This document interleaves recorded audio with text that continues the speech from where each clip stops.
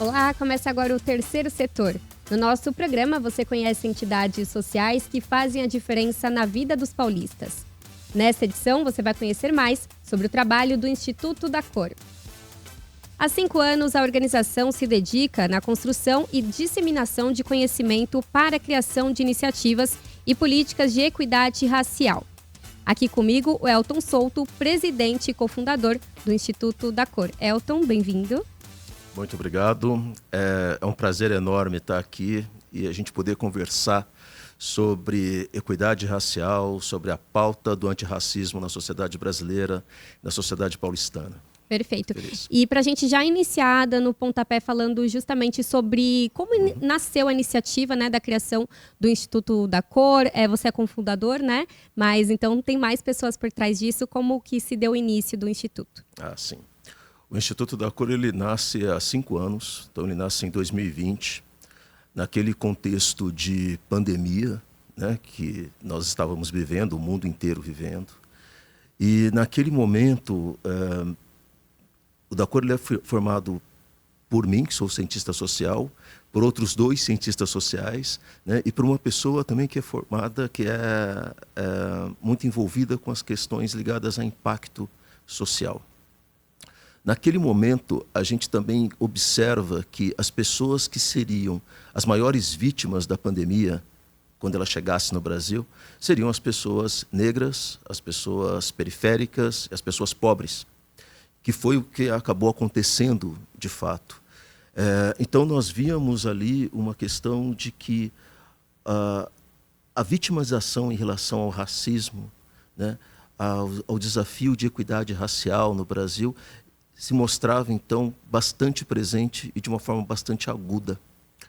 Junto a isso, havia também toda uma discussão e também um debate em redes sociais, um debate político muito forte, acontecendo também com bastante presença naquele momento, que era o entendimento do racismo como um mimimi, como uma coisa que não fazia parte da sociedade brasileira, como algo do passado, como uma importação de problema norte-americano, né? Então nós víamos ali que existia um problema também de reconhecimento e de entendimento da sociedade brasileira em relação ao racismo.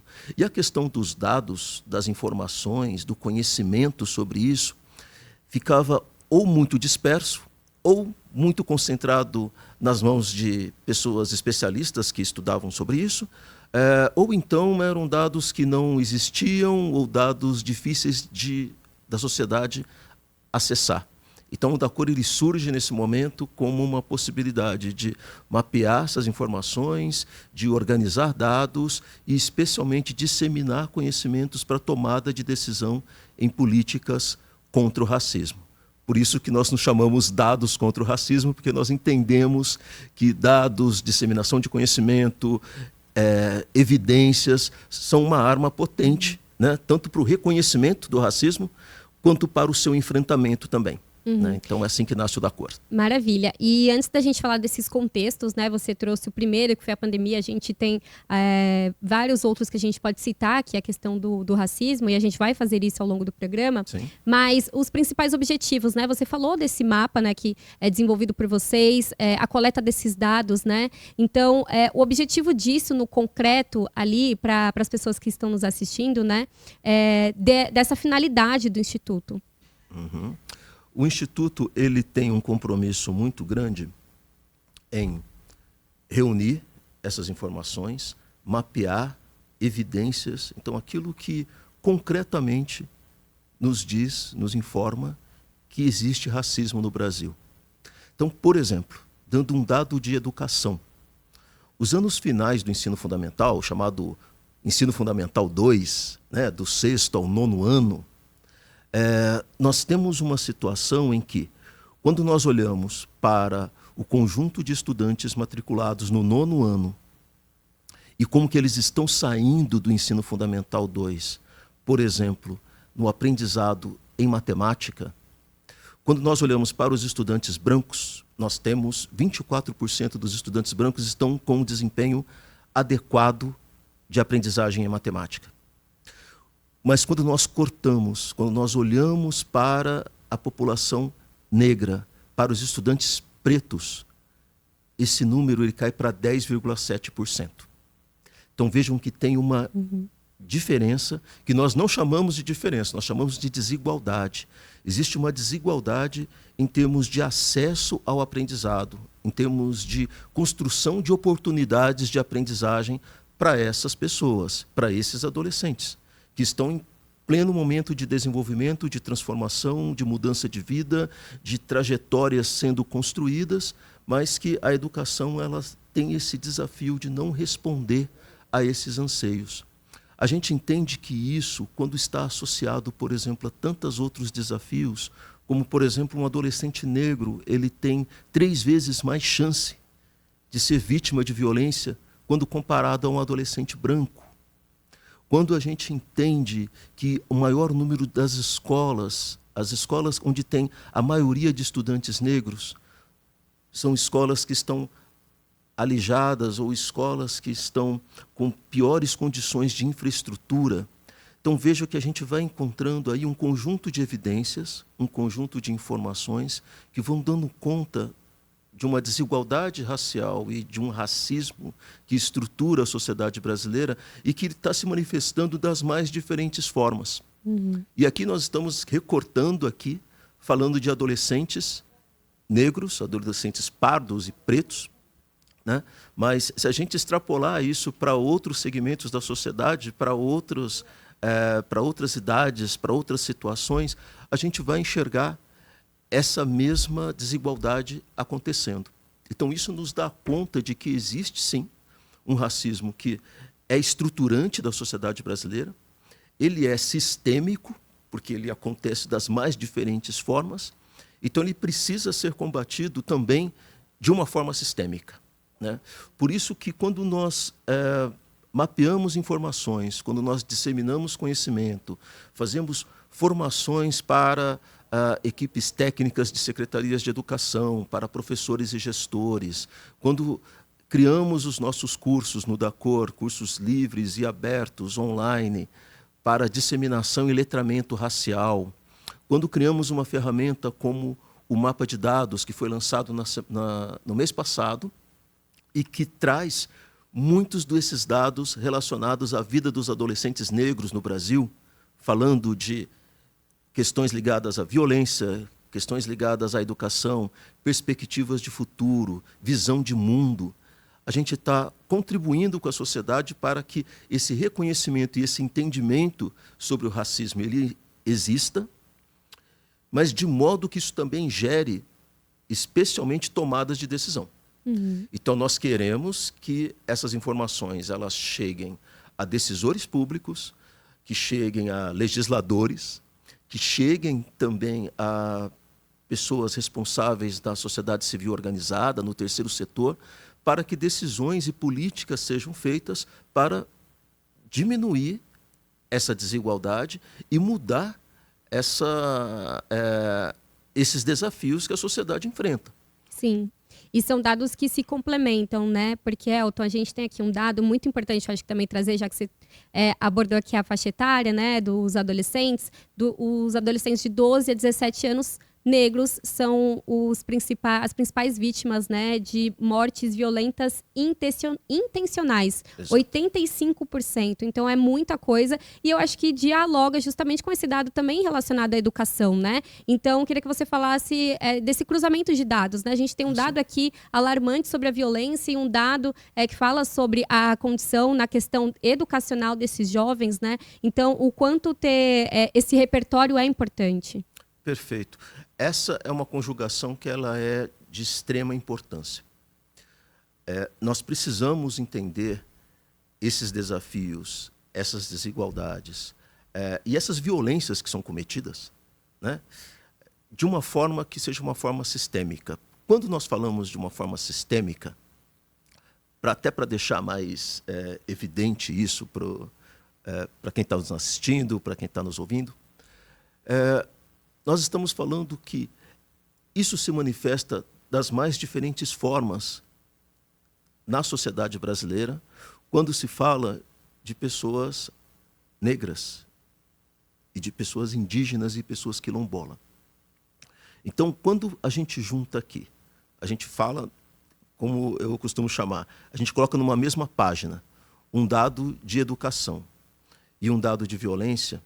Esse dado de violência que você traz, ele se conjuga com aquele que eu trouxe agora há pouco, de que um estudante, um adolescente negro, ele tem 3 vezes mais chance de sofrer uma morte violenta do que uma pessoa branca. Os dados de violência, quando a gente olha para o Brasil nos últimos 12 anos, a gente vai enxergar que esses dados de violência, de morte por causas violentas, eles diminuem no âmbito global. Quando a gente olha a média, quando a gente olha dados misturados de pessoas negras e pessoas brancas. Mas, quando a gente coloca uma lupa e olha para os dados de pessoas negras, a gente vê que essa informação, esse dado, ele aumentou nos últimos anos. E aí é que está o problema. Quando a gente olha pela média, a média ela vai mascarar, muitas vezes, essa situação toda, porque vai olhar dentro de um âmbito muito geral e muito universal. Por isso que a gente fala de dados racializados, porque a gente precisa olhar o que é que está acontecendo com a população negra. O que está acontecendo com as pessoas que são as maiores vítimas. Então, a gente precisa sempre olhar para isso de uma maneira recortada, de uma maneira que a gente enxergue especificamente essas realidades, para que aí sim a gente consiga mudar e esse dado e essa informação, que é uma informação de segurança pública, ela possa aumentar, ela possa ser diminuída, no caso, né, esses dados de violência, para o todo da sociedade brasileira. Senão, a gente está falando de que medidas que chegam até algumas pessoas, mas que não está atingindo outras. É como a gente falar da universalização da educação. Se a gente olha os dados de uma forma média e geral, talvez a gente encontre mudanças, a gente encontre melhorias, mas essas melhorias não estão chegando aos estudantes pardos e pretos. E aí nós temos um problema, porque está faltando, então, talvez, políticas e ações que sejam voltadas para essa população. E faça tudo aumentar, e faça tudo melhorar. Né? Senão, a gente está falando de uma melhoria que é para alguns e não para todos. Quando se fala dos desafios de equidade racial no Brasil, é importante também ressaltar isso. Nós não estamos falando de que precisamos melhorar apenas a vida das pessoas negras no país. Não, nós estamos falando que precisamos melhorar a vida das pessoas negras no país, porque é a maioria da população brasileira, são 56% da população brasileira. Esse país é um país mais negro do que branco. Então, quando a gente fala das políticas atuarem dentro desse campo, a gente está falando de uma melhoria que ela pode ser global, que ela pode ser amplificada. As lutas do povo negro no Brasil, elas foram sempre lutas voltadas para a melhoria de toda a sociedade brasileira. E isso é histórico, isso não é de agora, isso não nasceu há 5 anos atrás, com o Instituto da Cor e com outras organizações. Isso é um dado histórico. Então, só para concluir, é muito importante quando a gente tenta olhar para isso de uma forma que seja também multidimensionada, né? Não vai adiantar nós falarmos dos dados de educação e melhorar esses dados de educação. Se esses dados de educação melhorarem, então, se a escola fizer o seu papel, se as políticas educacionais fizerem seus papéis de qualificarem a educação dessas crianças, adolescentes e jovens negros, mas se a violência continuar atingindo mais essas pessoas, a gente está falando de sonhos interrompidos, de trajetórias interrompidas. E se a gente está falando de que a violência acomete muito mais essas pessoas, a gente está falando de um direito primordial, que é um direito à vida, um direito à existência. Então, é como se as pessoas negras no Brasil elas tivessem, então, que, primeiro, assegurar um direito de existir e depois atingir outros tantos outros direitos, né? Não dá para a gente atuar dessa forma, por isso que é muito importante essa atuação que é de toda a sociedade e de todos os setores, né? A área de segurança pública, ela tem o seu papel. A área de educação, ela tem o seu papel. Assim como a área de emprego e renda, assim como a área de habitação, assim como a área da saúde, né? É preciso olhar para todas essas informações, olhar para todos esses dados, entender isso como algo sistêmico e atuar em cada um desses campos para que a gente tenha um desenvolvimento que seja mais amplificado. Sim. E sobre exatamente esse recorte, né, feito pelo Instituto da Cor, a gente viu, você trouxe para a gente a importância justamente de todas as áreas terem essa mobilização, essa atuação, mas vocês acabam levando mais para a área da educação, a pesquisa, os dados de vocês, como vocês visualizam, né? Porque mesmo sendo um recorte na área educacional, como a gente viu, né, corrobora para as demais áreas. Uhum. Quando nós criamos o Instituto da Cor, nós fizemos uma escuta com várias pessoas dos mais diferentes setores da sociedade. Então, pessoas dos movimentos negros foram consultadas por nós, pessoas do setor público, do terceiro setor. E isso foi importante para que a gente pudesse entender qual que era a relevância e a importância de uma organização como nós. E quais seriam os caminhos mais importantes de serem tratados. Então, a questão dos dados apareceu com bastante força e a questão da educação também. O DACOR, ele não é uma organização de educação. É uma organização que trabalha contra o racismo, pela equidade racial e também na área de educação. Hoje a educação ela faz parte, talvez, de 80% da nossa atuação, né? Então, nós temos parcerias com outras organizações do terceiro setor também, do ecossistema de educação, temos parcerias com setor público, nós formamos equipes de secretarias de educação. Então, a educação ela é um foco bastante importante. E por quê? Porque se nós estamos falando de um desafio que é estruturante da sociedade brasileira, e é estrutural, como o racismo, a educação é um setor e é uma área absolutamente estratégica e absolutamente estruturante para que a gente possa atuar nela de modo a promover as mudanças e as transformações que são necessárias, né? E a educação ela tem sido também um olhar nosso para um espectro que ele é mais abrangente. Então, o que isso significa? Todo o nosso trabalho de comunicação nós chamamos de comunicação e disseminação de conhecimentos.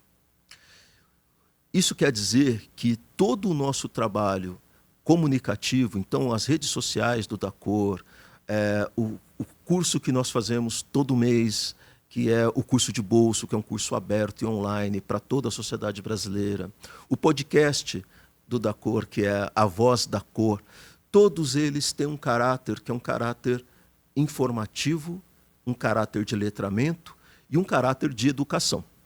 Então, aqui a gente está falando de trabalhar com a educação, mas não somente no âmbito das secretarias de educação, das escolas, das políticas educacionais. A gente trabalha muito com isso e não só. Nós trabalhamos também com uma comunicação abrangente, de modo que a gente possa fazer de todos esses espaços, espaços educativos sobre o problema do racismo no Brasil, sobre as possibilidades de enfrentamento e de como que a gente traz isso para um campo muito central das nossas vidas. Da mesma forma que a gente quer que os decisores políticos entendam e incluam a agenda racial nas suas políticas, nas suas ações, no seu discurso, nas suas prioridades, nós queremos também que todo e qualquer cidadão do país entenda e conheça e traga para a centralidade das suas vidas e dos seus entendimentos essa questão que ela é crucial para a sociedade brasileira e faz parte do nosso entendimento como sociedade também. Perfeito. E Elton, você trouxe aqui que o da Cor iniciou lá na época da pandemia, né? Justamente Sim. Um período em que a gente estava recluso, acesso não só à educação, mas também à internet, né? Então, acredito que tenha sido ali um momento bem delicado para essa questão educacional também. Mas queria que você trouxesse aí os principais desafios e avanços que vocês têm visto com as pesquisas de vocês, né? Seja justamente no âmbito na época da pandemia, ou agora que a gente segue aí tendo outros desafios, né, diferente da pandemia, mas a gente segue aí nos anos com alguns desafios, né? Uhum. A gente tem uma questão, falando da pauta de educação, a gente tem uma preocupação muito grande em gerar diagnósticos, em gerar informação que permita a implementação de políticas educacionais de uma forma mais abrangente, de uma forma mais eficaz, né? Então, eu vou trazer aqui alguns exemplos de projetos e de ações Sim. que a gente tem feito com esse foco. O Da Cor, ele construiu, junto com a Fundação Lehman, uma rubrica de monitoramento, né? Na verdade, falando de uma forma menos especialista, menos técnica e especialista, nós construímos um instrumento para as redes de ensino poderem avaliar em que momento da estrada elas estão no que diz respeito à equidade racial e educação antirracista. Então, é uma forma dessas redes de ensino, elas olharem para dentro de si mesmas, entenderem que tipo de ações que elas estão fazendo, né, como que elas estão desenvolvendo essas ações e como que elas podem criar planejamentos para melhorar esse processo, né? Ao longo desse tempo, nós aplicamos já essa ferramenta com mais de 80 redes de ensino no Brasil. Identificamos que a maioria delas, 56% delas, realizam ações que são ações mais pontuais. Então, por exemplo, no mês de novembro, Sim. que é esse mês que nós estamos, e aí tem ações voltadas para a educação antirracista, tem palestras, tem eventos, né? Mas vira uma pedagogia de eventos. E isso é muito pouco diante dos desafios que nós temos, como esses que a gente estava falando aqui agora há pouco.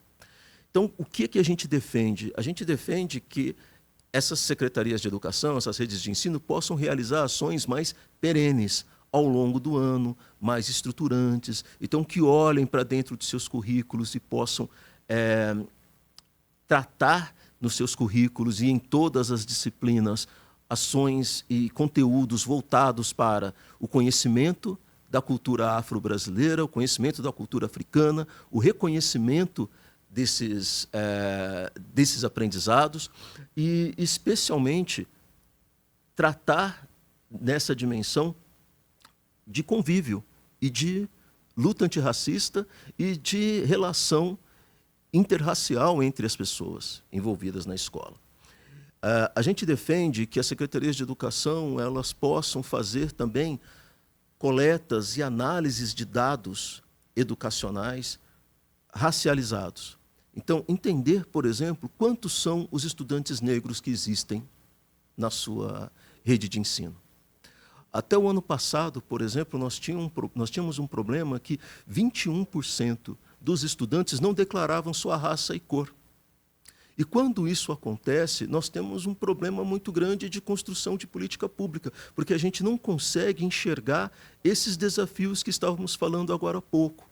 Será que a educação está chegando mais ou está chegando menos nos estudantes pretos? Será que esses estudantes eles estão se vendo mais e melhor na escola? A escola está reconhecendo a atuação deles? Eles se sentem mais confortáveis e seguros na escola, mais do que estudantes brancos? Se a gente não tem essa informação, a gente não consegue pensar ações de mudança. Então, até pensando nisso, o Instituto Da Cor, junto com o Instituto Unibanco, e aqui eu estou trazendo essas informações também para vocês verem. Aqui é um programa que fala de terceiro setor, Sim. e o terceiro setor ele pode muito bem cooperar conjuntamente para tratar dessas questões. Sim, precisa dessas parcerias Exato. Muitas vezes, né? Exato. Então, nós criamos, por exemplo, um guia voltado para o secretário da escola, a pessoa que recebe a mãe, o pai do estudante para fazer a matrícula na escola. a gente chama que essa pessoa é o que coloca o X no formulário ali de declaração racial. Essa pessoa ela precisa de letramento racial, ela precisa de conhecimento, ela precisa de orientação sobre a coleta e o tratamento desse dado. Ela é uma pessoa estratégica, por quê? Porque muitas vezes a identidade étnica de uma escola passa por essa pessoa, por esse agente escolar.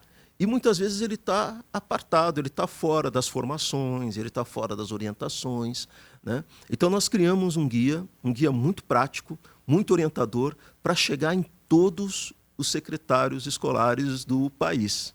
Esse guia ele é livre, ele está publicado, disponível no site do Instituto da Cor, no site do Instituto Unibanco, para que seja um orientador mesmo de como o secretário escolar ele pode coletar esse dado de uma forma mais qualificada.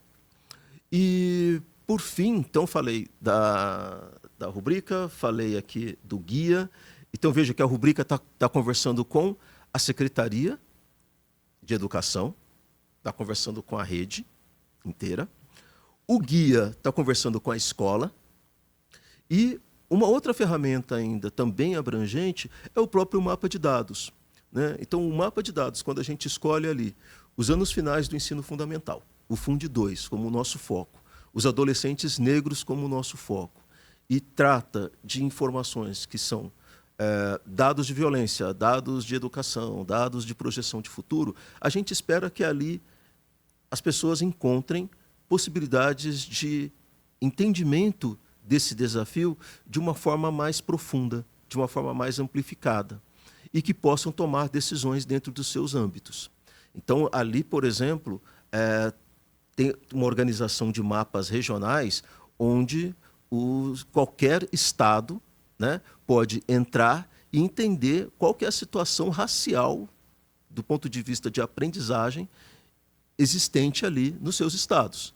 Então, por exemplo, os legisladores daqui do estado de São Paulo, eles podem entender a situação do estado de São Paulo do ponto de vista de raça e pensar ações e políticas que possam caminhar nessa direção para mudar essa situação. E antes da gente ir para um intervalo, eu vou pedir para colocarem aí justamente o site do Instituto, né, que é o institutodacor.ong.br, que é justamente onde pode ter acesso, então, tanto ao guia, né, quanto justamente ao mapa de dados que você trouxe aqui para a gente, né? Isso. E Elton, eu vou precisar aqui fazer um rápido intervalo, nosso papo está muito bom, mas você que está aí nos acompanhando, não sai daí que o terceiro setor volta em instantes.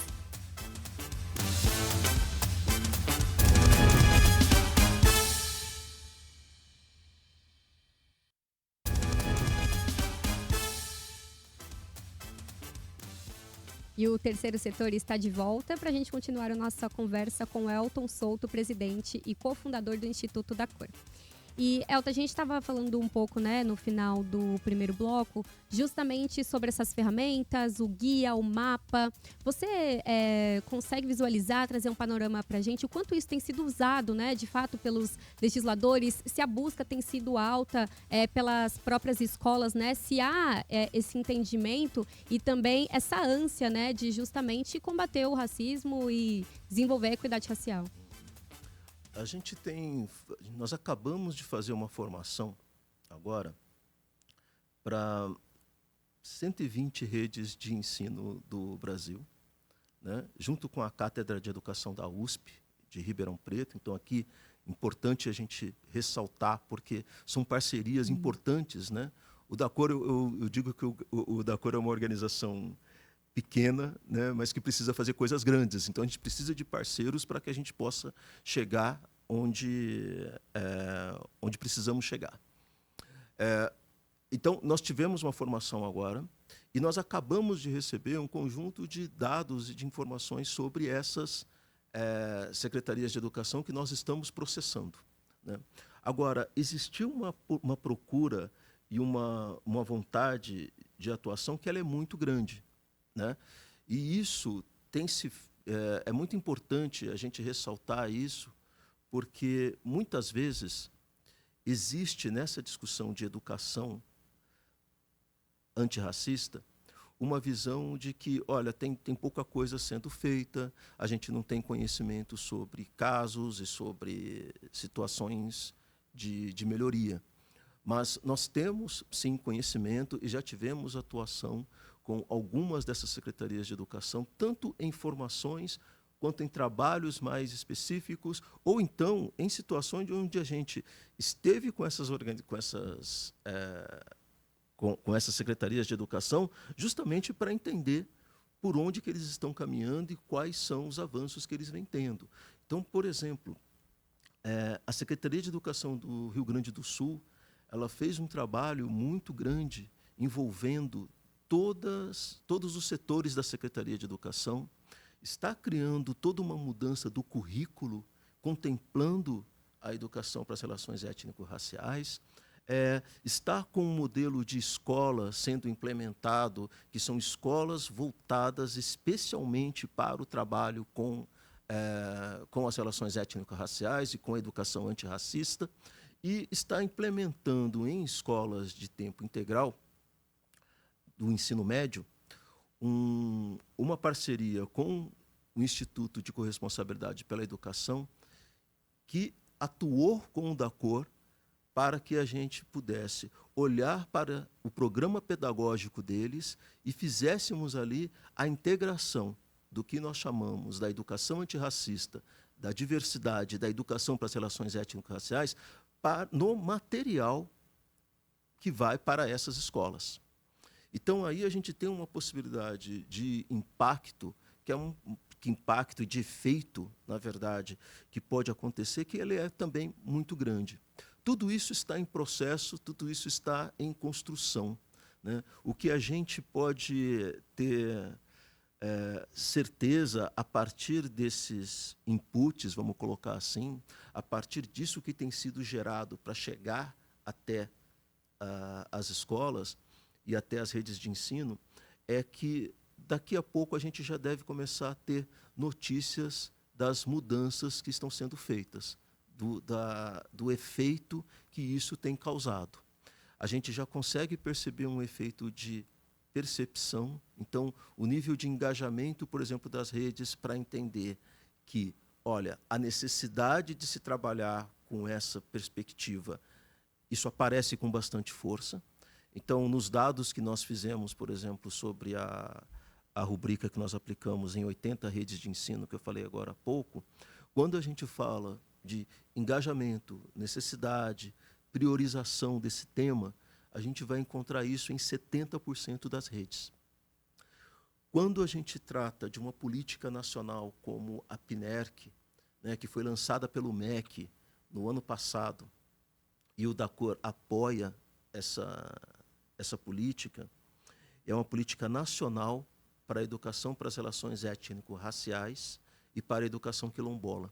Então, é uma política de indução para o Brasil inteiro e voltado para a formação de professores, para a formação de gestores, para a produção de material, para a avaliação, para o monitoramento de ações. A gente tem uma adesão a essa política, isso são dados do MEC, de 97% dos municípios e das redes municipais e estaduais de educação. Então, nesse sentido, isso é um avanço, porque a gente já consegue perceber que a gente não vai encontrar uma rede de ensino que talvez não vai olhar para esse tema e entender como um tema necessário, um tema importante. Agora, o que as redes elas demandam e o que elas precisam? Muitas vezes, elas vão precisar de apoio para a implementação dessas ações. Porque qual que é o risco?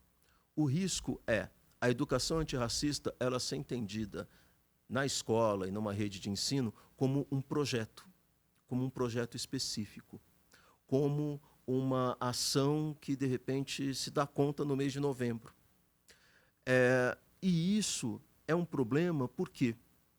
Porque aí a gente não vê a agenda integrada à política educacional, integrada às prioridades de governo, integrada àquilo que as pessoas e os decisores entendem que precisa ser feito. Então, isso tem sido um advocacy muito grande do DACOR, né, de que não basta a gente entender essa pauta e essa agenda como necessária e como importante. A gente precisa criar os mecanismos para que ela se integre de uma vez por todas às prioridades e à agenda política e, especialmente, sejam implementadas. E, para isso, as redes de ensino elas precisam de apoio, elas precisam de orientação, elas precisam de conhecer bons exemplos. Então, uma das coisas que a gente faz é mapear bons exemplos. Eu falei aqui do Rio Grande do Sul, que estava construindo sua política sistêmica. O Estado do Espírito Santo tem um avanço muito grande de monitoramento de ações em escolas com esse foco. O Ceará tem ações voltadas para isso. O município de Fortaleza, o município daqui da cidade de São Paulo tem um currículo organizado e orientado para as relações étnico-raciais. E não significa que esses lugares eles não têm desafios. Por quê? Porque, infelizmente, nós estamos falando de algo que é um desafio que nós temos de quase 500 anos, né? É um desafio que nós temos que ele é advindo de mais de 380 anos de escravidão que fundou esse país, né? De ausências de políticas públicas quando houve a abolição da escravatura. E escolhas que a sociedade brasileira, que o Estado brasileiro ele fez e que a gente precisa dar conta dessas escolhas mal feitas hoje, né? Uhum. Então, tudo isso é muito recente, sabe? Tudo isso a gente não tem, eu costumo dizer que a gente não tem no armário uma solução pronta para ser implementada, sabe? Nós vamos precisar, sim, construir parcerias, nós vamos precisar destinar recursos, nós vamos precisar construir inteligências, formar pessoas, avaliar processos, né? Levantar dados, analisar dados, ou seja, fazer esforços que a educação precisa fazer para solucionar esses desafios. Então, isso não está dado, isso não está pronto. É por isso que eu falo que a gente está trabalhando para implementar coisas, apoiar essas implementações, fazer com que essa agenda ela ganhe uma força, uma potencialização ainda maior para que a gente comece a ver efeitos positivos disso tudo. Uhum. Né? Uma parceria importante que eu estava esquecendo de mencionar aqui, mas é oportuno trazer, é que dentro desse campo de advocacy, dentro desse campo de trazer a centralidade da agenda racial para dentro das políticas públicas de educação, o Instituto DACOR ele faz parte hoje do Todos pela Educação, né, que congrega um conjunto de organizações do terceiro setor de educação e busca construir incidência, né? Incidência de advocacy, incidência política, incidência de mobilização da sociedade brasileira para os temas relacionados à educação, e a agenda racial está fazendo parte disso, com o DACOR sendo aí a organização a puxar esse tema junto com todos. Uhum. Elton, eu vou tentar incluir aqui duas perguntas em uma. Vamos ver se você vai conseguir me ajudar aqui no esclarecimento dessas questões. Mas primeiro, justamente falando sobre essa pesquisa que é regionalizada, né? Você trouxe o exemplo de vários estados, né?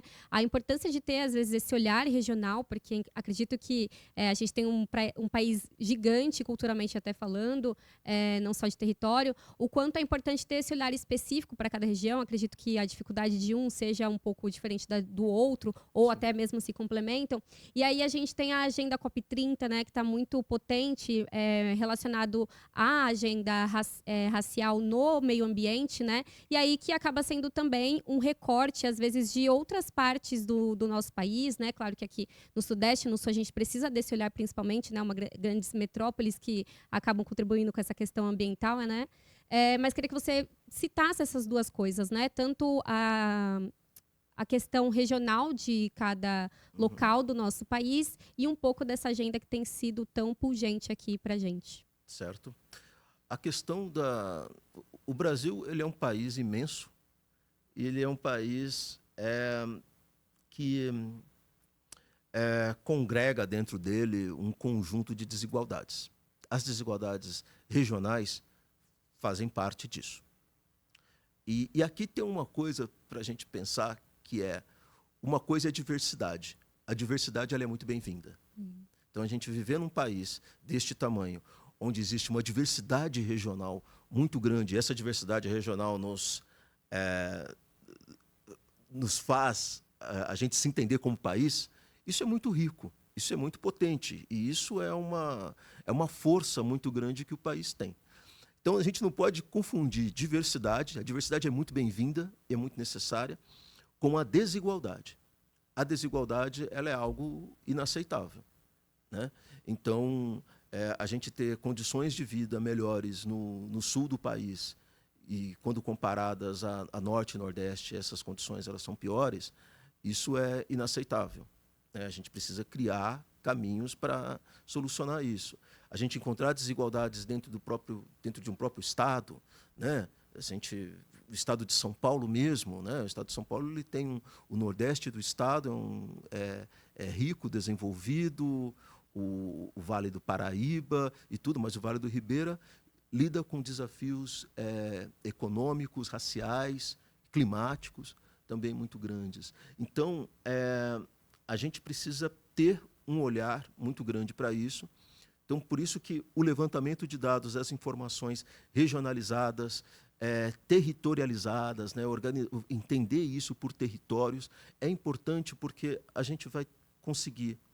Quanto mais nós fizermos isso, nós vamos entender tanto a diversidade existente, quanto os desafios de desigualdade que precisam ser sanados em cada um dos lugares. E como que a gente pode, como país, como sociedade, cooperar em relação a isso. Então, a cooperação entre os estados, a cooperação dos estados com os municípios. O Brasil é uma república por conta disso, para que haja uma cooperação entre esses entes e a gente possa construir um todo muito mais equânime, né? Muito mais justo. Então, isso é de uma importância fundamental. A gente, quando olha para a questão racial, a gente precisa olhar com esse recorte. Então, a gente está falando do Brasil inteiro, a gente está falando das questões raciais, elas são diferentes nesses lugares. Então, por exemplo, no sul do Brasil, você tem uma população negra menor do que no Nordeste, por exemplo. Então, aqui mesmo no Sudeste, falando de Rio de Janeiro, Minas e tal. Então, pode haver uma confusão no sul do país de que não se precisa discutir racismo. Por quê? Porque aqui os negros são poucos. Em algumas regiões do sul do Brasil, são poucos. Então, a gente não tem que discutir essas questões. Não, nós temos que discutir essas questões. Por quê? Porque, por vezes, até por ser uma população menor, elas serão ainda mais excluídas. Elas vão representar um todo de exclusão muito maior. Então, as políticas ali para apoiar essa população, elas precisam ser mais agudas, elas precisam ser maiores, até. Né? Sim, se a gente for pensar, né, dessa questão. Um estado como a Bahia, por exemplo, que tem uma maioria de população negra, mas quando a gente olha as lideranças políticas, quando a gente olha quem está nos cargos das grandes empresas, quem são as pessoas com maior poder aquisitivo nesse estado, não são as pessoas negras. Então, isso tem alguma questão aí que ela precisa nos mover. Ela precisa puxar para a gente uma reflexão, uma discussão que é necessária. Né? Mas por que isso acontece? Então, existe uma necessidade nossa de investigação dessas discussões regionais e territorializadas também, para que a gente possa criar as políticas necessárias de solução. E a questão climática, ela é interessante de ser tratada, de ser cuidada aqui. Por quê? Porque pode existir uma confusão em relação à questão climática também, que é a questão de que, o mundo vive uma crise climática, vive uma emergência climática, e nós precisamos, então, cuidar da natureza, cuidar do planeta, realizar as nossas ações, levar isso para a educação. Isso tudo é muito legítimo. Isso é muito importante e nós estamos falando de desafios que são desafios globais. Agora, quando a gente olha para um país do tamanho do Brasil, primeiro, os desafios climáticos eles vão se manifestar de maneiras diferentes nas regiões do Brasil. Então, aqui a gente está falando, por exemplo, de enchentes no sul, mas a gente está falando de secas muito mais severas em outros lugares, como no Nordeste, que sempre lidou com a seca, com o semiárido e tudo, mas isso pode ficar ainda mais agudo com o tempo.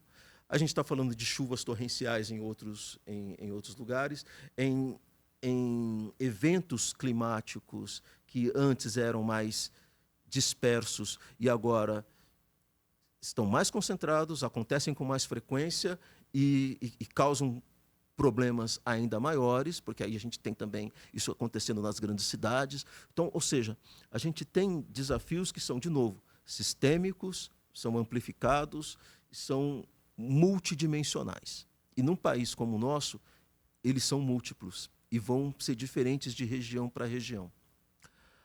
E tem uma outra coisa relacionada a isso, que de novo, e aí volta aqui no início, quando nós falamos da pandemia,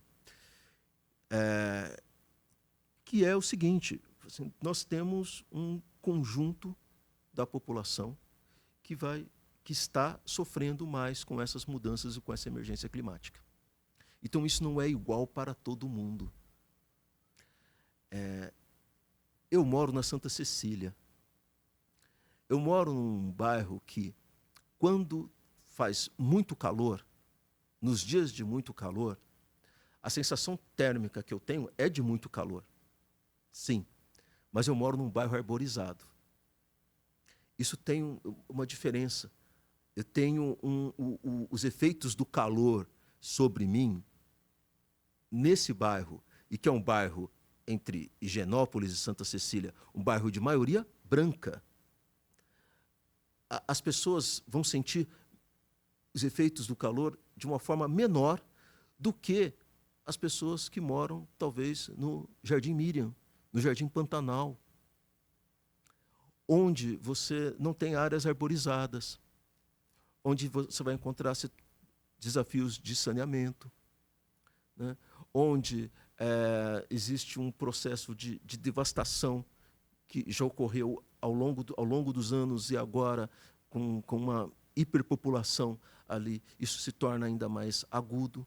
Então não dá para eu entender, é muito importante que a gente não entenda que esses efeitos eles são iguais para uma pessoa que mora num determinado lugar. Então veja, estou falando da mesma cidade.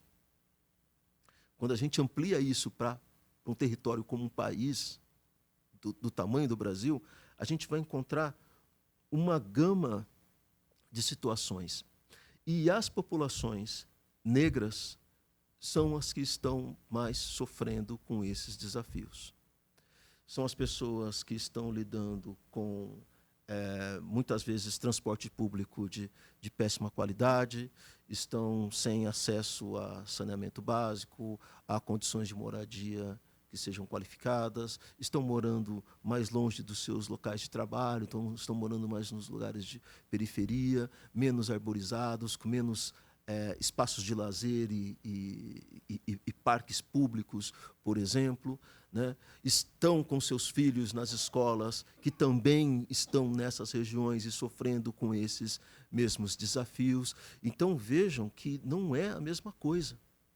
O Dacor criou com a Unesp de Sorocaba o Índice de Racismo Ambiental, né? Que é um índice inédito, que ele cruza 3 informações, que é a quantidade de pessoas negras num determinado território, então a racialização da comunidade de um determinado território, o acesso a saneamento básico e condições de moradia ideais, né?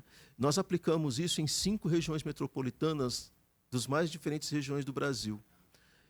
E identificamos o quê? Nos lugares onde nós temos uma maior concentração de pessoas negras, nós temos menor acesso a saneamento básico e menor acesso a condições de moradia ideais. Então, isso se configura como um índice que mostra que, olha, nesse local, o índice de racismo ambiental ele é maior.